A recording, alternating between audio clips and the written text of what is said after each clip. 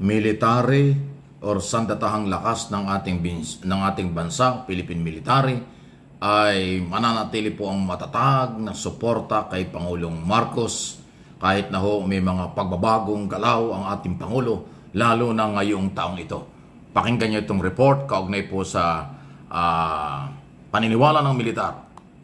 May kaugnay nga po sa pagkakatanggal sa mga dating Pangulo at Vice President ng bansa bilang member ng National Security Council. Philippines o AFP sa kanilang katapatan sa bansa sa kabila ng pagbalasa ni Pangulong Bongbong Marcos sa National Security Council o NSC. Sa isang pahayag, sinabi ng militar na patuloy silang magkakaisa at tutupad sa kanilang tungkulin. Nananatili raw ang kanilang hukbo na tapat sa bansa, konstitusyon at sa sambayan ng Pilipino. Sinabi yan ng AFP kasunod ng pagtatanggal ni PBBM kay Vice President Sara Duterte at mga nakaraang Pangulo bilang miyembro ng NSC. Paliwanag ng Malacanang hindi raw maituturing sa ngayon na pasok si VP Sara sa mga responsibilidad ng NSC members. Wala pang pahayag si VP ukol dito, pero ayon kay dating Presidential Legal Counsel Attorney Salvador Panelo, isa raw itong hakbang para pahinain ang anyay political star power ng Vice Presidente.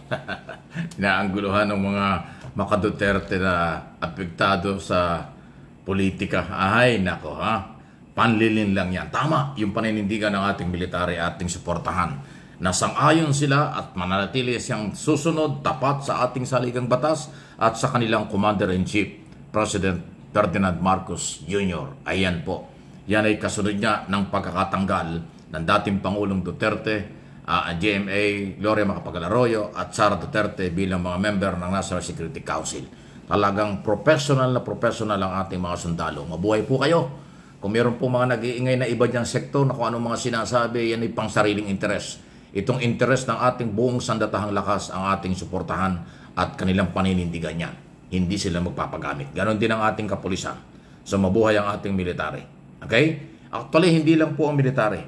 Ang Department of National Defense, Intelligence Community, ng militar at police, kasama na rin dyan ang NECA, ano ba yun? National Intelligence Coordinating Agency, na kumakalap ng mga impormasyon, counterintelligence, sila'y tapat sa saligang batas at sa Commander-in-Chief, ang ating Pangulong Marcos.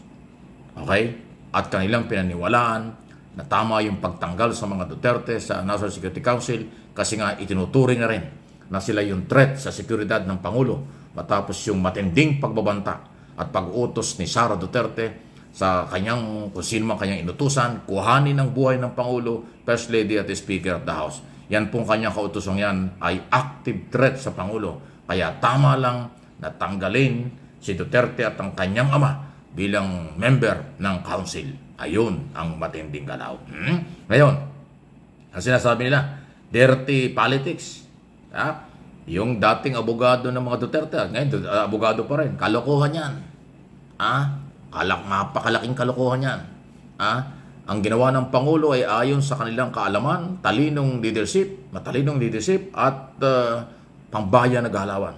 Dapat lang naman talaga hindi binibigyan ng pagkakataon ng mga makasarili at saka yung mga mapanirang uri sa halip na tumulong. Kasi ang obligasyon ng mga elected official, mga oposisyon ka o administration, ay tumulong, magtrabaho para sa bayan. Kasi pinapasweldo kayo ng taong bayan. Pero yung iba dyan nasa gobyerno pero walang ginawa kundi ang mga plano ay mang-agaw sa kapangyarihan, magpabagsak ng gobyerno, magbanta sa ating gobyerno, magmura sa ating Pangulo at nilahat na tayo. Diba? Sabi nila, PI kayong lahat. O, diba? Sama-sama, pati mga nagbabayad ng buwis, pati nagpapasweldo sa kanila, minumura nila. O, paano mo sasamahan yan? Diba? Kaya enough na. Sobra na. Yung 6 na taon na kanilang pagmumura at pagbabanta, paglabag sa karapatang pantao ng mga Pilipino, enough na yan. Ngayon, bago na. Suportahan natin ang maka-Diyos, maka-tao, at pagpapairal ng batas ng gobyerno under President Marcos. Okay? Inuulit ko, hindi ako spokesman ng gobyerno. Lagi ko sinasabi yan. Huwag niyo akong pagkakamalang spokesman dahil hindi ako spokesman. Sinasabi ko lang yung aking nakikita at nararamdaman. Pag may mali sila, sasabihin din natin. Pero hindi tayo sasali sa puro akusasyon, puro paratang ng walang pagpapatunay. Kasi sinasabi niya, puro ka naman tagapagtanggol ng Malacanang ni BBM Hindi mo nakikita ganito. Sabi ko, bigyan niyo akong dokumento. Kung sinasabi niyo may korupsyon, bigyan niyo akong dokumento, mag-file kayo ng kaso, yan ang balita. Pero yung sa pantaha mo lang, sa tingin mo may korupsyon, akala mo may korupsyon, akala mo mali, tapos gusto mo samahan kita, hindi lahat ng akala tama. Kailangan ng pagpapatunay, lalo na kung pag-aakusa sa gobyerno at sa tao. Eh kayo, puro akusasyon, wala naman kayong dokumento. 2 taon kalahati na kayo nag-aakusa na wala naman kayong pagpapatunay. O paano namin kayo sasamahan? Paano ka sasamahan? Pero ako, sa oras ako makakita ng dokumento at inyong ipinail na kaso, kasi hindi ba sa dokumento lang, baka fake yan. Pero ipal nyo ang kaso. Pag nasa korte na, korte na ang bahala dyan. O kung pag nag-file kayo ng kaso, balita yon. Pero kung kailan tatapusin ng korte, hindi natin pwedeng pangunahan. Pero hanggat wala kayong ipinapile na kaso ng graft in corruption at maling ginagawa ng gobyernong ito, lahat yan ay salita lang. Hindi nyo makukumbinsi ang matitinong Pilipino, lalo na ang channel na ito. Maniwala kayo. Pag puro paninira, puro bintang, puro paratang, garbage lahat yan. Social media ang ginagamit, media sa paratang, wala yan. Hindi korte ang media, hindi korte ang social media. Kaya useless lahat yan. Pero kung may dokumento kayo, mag-file kayo ng kaso, before Ombudsman, before Department of Justice, o kung saan mang kinaukulan, yan ay balita, ibabalita natin yan. Pero ang Pangulo, hindi nyo pwede i-demanda kasi mayroong immunity yan. Mag-file kayo ng kaso laban sa isang cabinet secretary, isang general manager, or presidente ng korporasyon ng gobyerno, undersecretary, o lahat ng nasa gobyerno. Kung meron kayong tingin na may kalokohan, ipile nyo ang kaso, balita yan, gagamitin ko. Pero hanggat wala kayong napapile, puro paninira lang yan. Puro paratang. Inuulit ko, useless ang lahat ng yan. Okay? Sabi niyo, flood control, may anomalya. O, nasa ang detalye? Nasa ang dokumento may anomalya? Di ba? Sabihin niyo, walang ginagawa ang Pangulo. O, di pakita yung detalye ninyo, sinasabi niyo walang ginagawa. Hindi puro akusasyon. Walang kwenta yan. Hindi yan katanggap-tanggap sa international community, hindi yan katanggap-tanggap sa mga Pilipinong matitino. Ang inyong nililinlang ay yung inyong taga-suporta lang. Ang inyong nililinlang yung mahihina, yung kahinaan ng tao, inaabuso nyo.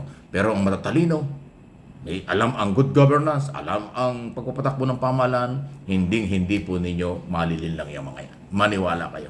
Hanggat sinusuportahan ako ng aking mga followers, viewers, at subscriber na itong aking mga channel, sasabihin ko ang inyong kapalpakan, sasabihin ko ang katotohanan. Sa ngayon, uulitin ko, wala pa kayong pagpapatunay sa inyong mga akusasyon sa gobyernong ito. Sabi nyo, bangag ang gobyerno, wala kayong ebidensya. Sabi nyo, korap ang gobyernong ito, wala pa rin kayong ebidensya. Sabi nyo, mali, ganito, ang gobyernong ito, wala pa rin. Puro salita lang. Paano kayo susuportahan? Di ba? After views lang kayo, for content only ang inyong ginagawa sa social media, pero pang sarili lang. Kasi nalilin lang nyo ang kahinaan ng ibang tao, pero ang matatalino hindi naman naniniwala sa inyo. Di ba? Yan ang totoo. Please like and share ng ating mga video rito.